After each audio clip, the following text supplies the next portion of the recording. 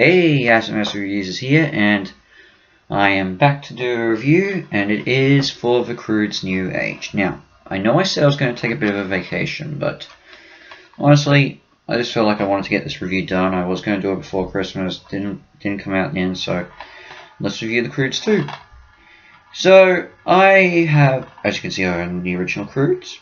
That was released back in 2013, and it was a really charming movie. Honestly, it's not the best of Dreamworks, but it's got a lot of heart, a lot of humor, and some beautiful animation.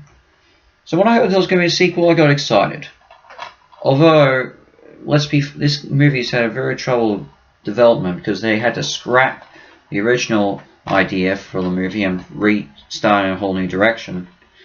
So, yeah, I was a little nervous, but you know what? Well, I thought, why not just give it a go? And what I think of it? Well, guess what? It's a good movie. And I can say that this movie's probably going to be one of the few, hopefully regarding that certain places in the world, social distancing is starting to decrease, the hottest movie for kids this summer. The other hot movie will be Wonder Woman. But in the meantime, so what's the premise? The Croods are back and still trying to look for a place for a future home. All while Eep and Guy are becoming more close, making Grug very anxious. Nervous parent trope.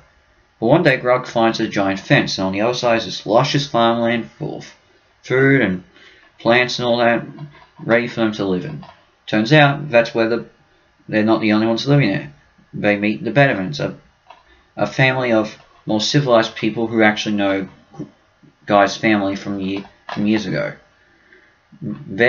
And while the Croods begin to settle down, the Bettermans plan on trying to convert Guy to leave the Croods and live with them and then kick the Croods out. All the while, Eep meets Dawn, the Betterman's daughter, and they begin a friendship and bond pretty much. So yeah, this is a basic premise.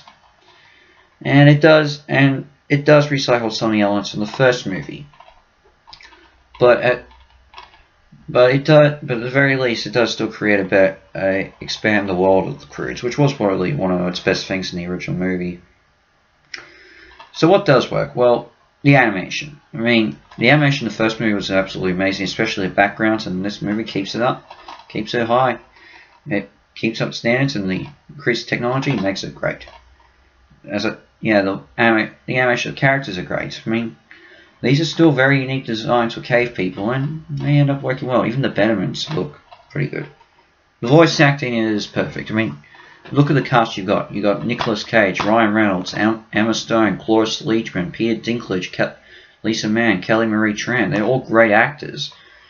I think my favourites are Cage, Leachman, Reynolds, I'll say Leachman and Dinklage are my favourites. Cage is also up there, but yeah, these are good. These actors do marvelous things to their roles, and they're great. So, and the climax is really funny, though there is one scene that does. Okay, there's one scene that is very similar to a part of the climax from How to Train Your Dragon: The Hidden World, but that's really about the closest nitpick I have. I won't say what it is, but let's just say on how Hiccup's able to fool the villain is something that Eep does in this climax. That's all I gotta say. But anyway, is there problems? Well, yes. As I said, some elements of the first movie are recycled. Certain animals that join the Croods at the end of the first movie don't make an appearance in this film. I'm not sure what happened, but could have liked a bit of exposition. And then there's Funk's character arc in this, and let's just say, while Liz can get some laughs, more so at the end, it can drag on a lot.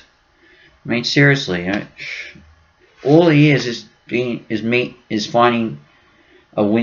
seeing the benefits of having a window in your life, which is basically his version of a television. So yeah, that's the only. His premise is very boring. But overall, I'd say still go check it out. I mean, there's not really much else you can check in theaters at this point. But for what it, and it definitely is a worthy sequel to follow up on the first movie. And I'm glad that this has actually gained some good box office success. And considering how things have gone this year, and I think because Disney's released a lot of their movies this year on Disney Plus, and including the release of Soul and Onward didn't really had to be split in between.